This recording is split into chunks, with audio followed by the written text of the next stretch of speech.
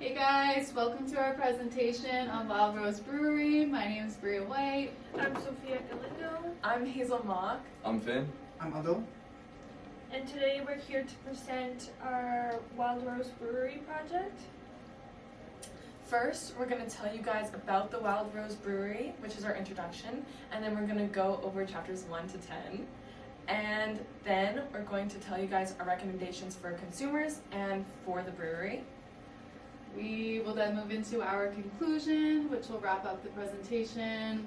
We'll provide our references, and then we'll have a 5-minute discussion if you guys have any questions for us.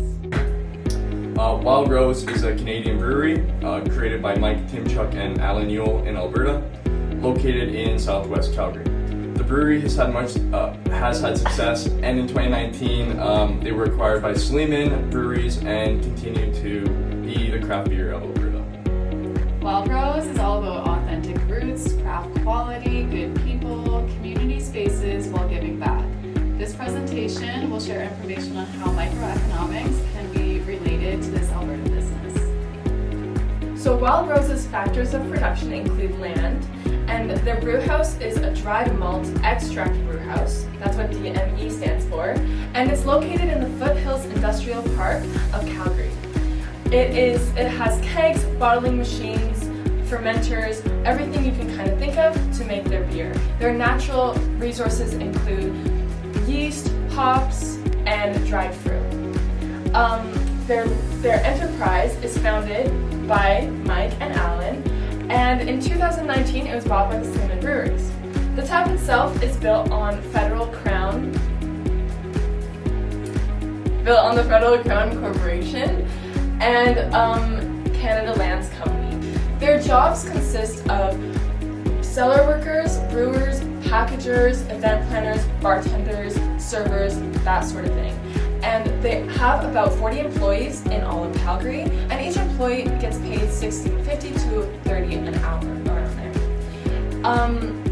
there. Their capital is, from what we know of, $6 million a year in revenue.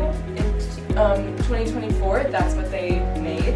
And in 2021, they underwent a $4.12 million upgrade.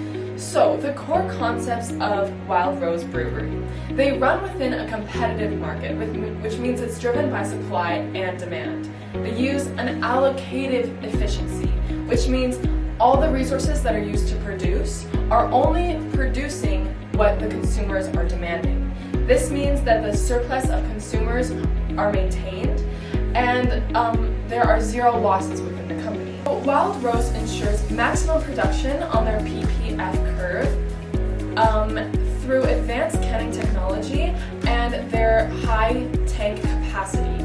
This was implemented through their 4.12 upgrade in 2021. So for chapter 2, the demand and supply intro, for Wild Rose Brewery, demand is very strong because of just how popular the local craft beers are in Calgary, and also demand increases a lot for them during warmer months, and especially because Calgary is such an outdoorsy place to be. So they have lots of consumers here in Calgary.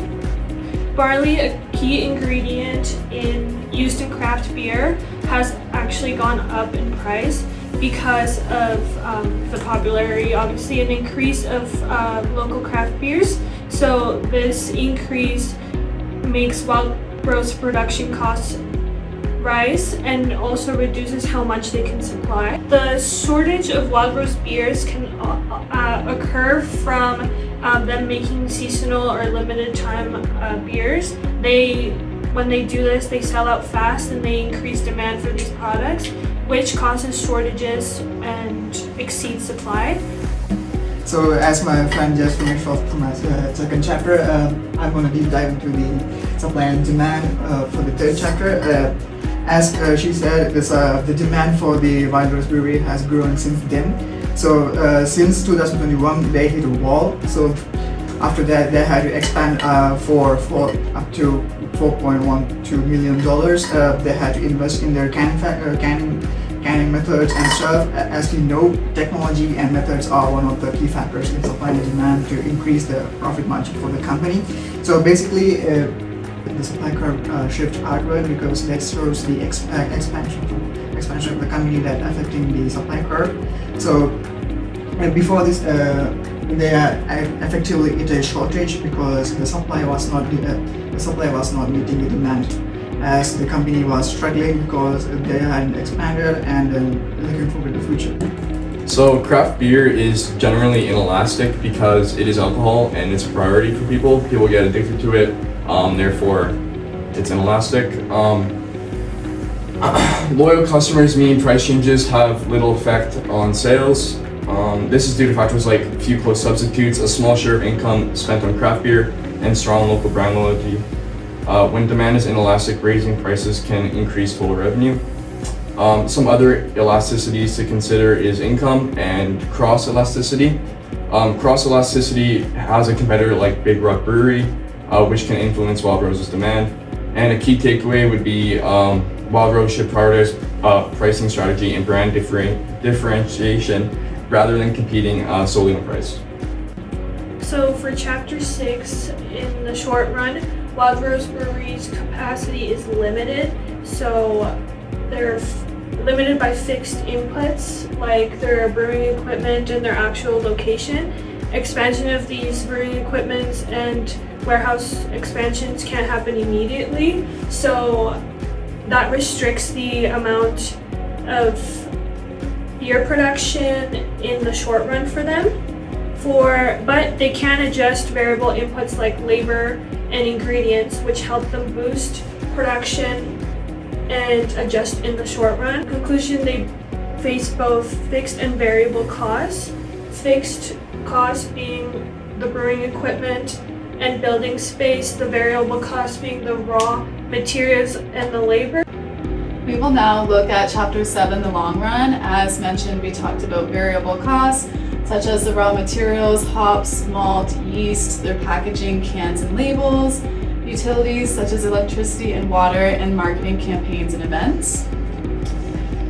We also discussed their $4.12 million expansion of the product facility. This was done to update their canning line and their tank capacity. This expansion improved their efficiency and lowered their average costs over time by spreading fixed costs across more output. This is an example of economies of scale. These improvements represent technical economies of scale. The investment in a 60 hectoliter brew house and machine specialization allows for automated high volume production. Wild Rose operates a smaller brew house as well for experimental batches and innovation. This achieves minimum efficient. For the smaller location, they are not achieving minimum efficient scale because they are focusing more on specialty beers, whereas their main location does achieve minimum efficient scale because they are producing lots and lots of beers. Chapter 8, perfect competition. In markets with many small firms selling similar products, no single company controls the price. All firms are price takers and entry or exit is relatively easy. Wild Rose competes with numerous Alberta craft breweries like Big Rock and Alley Cat. While it can't raise prices too much, customers would switch brands. It does have some pricing power thanks to its strong local image and unique branding. In the short run, if prices stay high, the company can earn extra revenue, and in the long run, as more breweries enter the market, profits tend to normalize. We're now going to be looking at the monopolistic competition. This can be characterized by differentiated products. There is some control over price, as we just talked about, freedom of entry, and many small firms. So Wild Rose Brewery really falls into this category of competition because they have many differentiated products. They do have a little bit of control over their pricing, and again, they are a craft brewery, so there are many small firms existing. The Innovation Center allows for Wild Rose to create their unique recipes and branding as part of their product differentiation.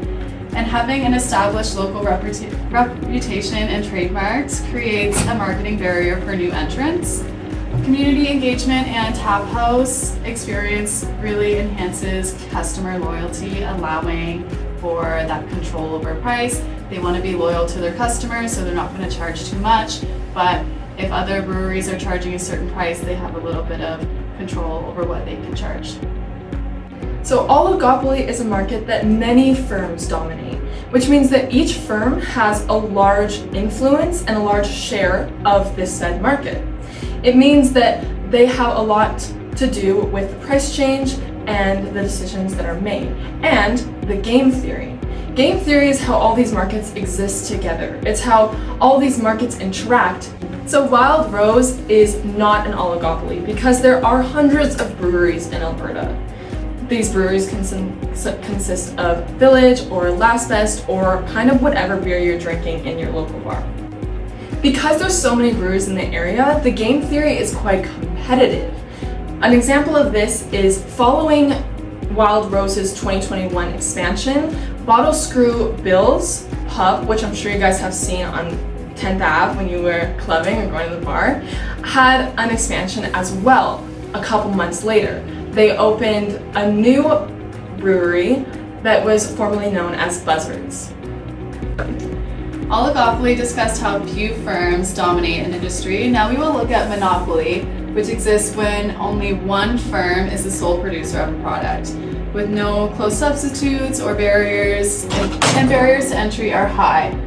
In 2019, when Wild Rose was acquired by Sleeman Breweries, this strongly supports the idea that Wild Rose Brewery is not a monopoly because there are so many players in the competitive craft beer market. To discuss some of the barriers to entry for monopoly, they consist of technical barriers, developing difficulty duplicating monopoly production methods, legal barriers, patents, copyrights, and licensing and things, and economic barriers caused by economies of scale. For the recommendation for consumers in a monopolistic environment, the market prices will vary as the consumers influence the price for the companies because there are many companies that are essentially competing for the same product. So when as a unique product from the Wild Rose, consumer has the choice to if they want to go with Wild Rose or any other companies that are in the monopolistic environment. We all know about Wild Rose's expansion in 2021. If they expand any further, they risk diseconomies of scale, which means their fixed costs and variable costs would be greater than their revenue. They also have an inelastic product. So if they want to increase profits slowly, if that's their goal, then they should slowly focus on increasing prices little by little. But they want to be careful not to change prices too dramatically to stay current in their monopolistic competitive market. So in conclusion, Wild Rose Brewery strongly demonstrates microeconomic concepts that we are learning in this class, from their shifts in demand and supply to their consumer preferences, and then their activities in the short run and planning for the long run, and including their variable and fixed costs, as well as with the long run, the expansion of what we had mentioned, the 4.12 million expansion. Wild Rose Breweries operates within a monopolistic market, so they are very responsive to supply, demand, costs, and the competitive firms within their city, in this case Calgary. These are the scholarly references we have down. Just a whole bunch of websites we used, and here is the textbook we use as well. Thank you for watching our presentation. We're going to open up the floor now for anyone that has any questions,